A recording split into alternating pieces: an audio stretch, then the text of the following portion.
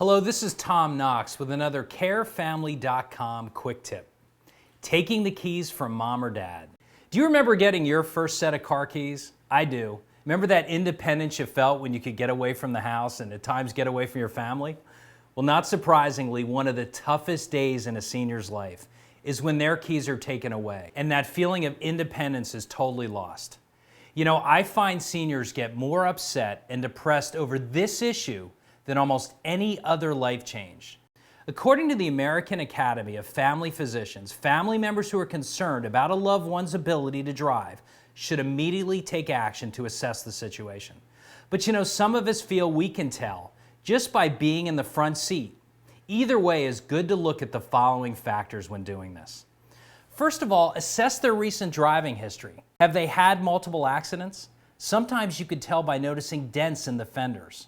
Also, get the opinions of others who have driven with them. Second, be receptive of what mom and dad may say when you broach this topic. It's a hard one, but sometimes they may express their own concerns about safety, which can open the door to suggestions and a plan of action.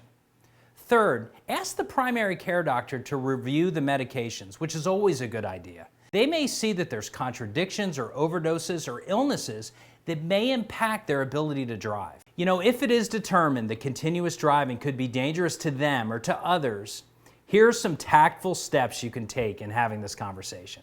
First, utilize the physician. You know, often a senior is more willing to hear from their doctor than they are from you, especially on this subject. And the physician may be able to help with the conversation and develop a plan, or worst case scenario, maybe contact the DMV. 2, possibly consider, with the advice of a physician, limited driving. You know, this could mean only driving in the day or during non-rush hour traffic, or only to known local locations like the hairdresser or the shopping store or the grocery store. Third, keep the car but remove the keys. You know, sometimes there's a psychological advantage to keeping the car in the driveway or in the garage. I find immediately selling or removing the vehicle can be so upsetting and cause major arguments. So keeping the car can help. 4, you may want to consider getting a driver or a caregiver. Often the best solution is for getting someone to come over and take mom out on errands. Tell her the caregiver's like her own chauffeur, someone who can keep her out and keep her independent, and it can be really enjoyable. Also, many communities have senior driving assessment centers where they can actually test the ability to drive. Also, if you can convince your loved one to go, you could go to the DMV and take a driving test. The result of that test could be your answer.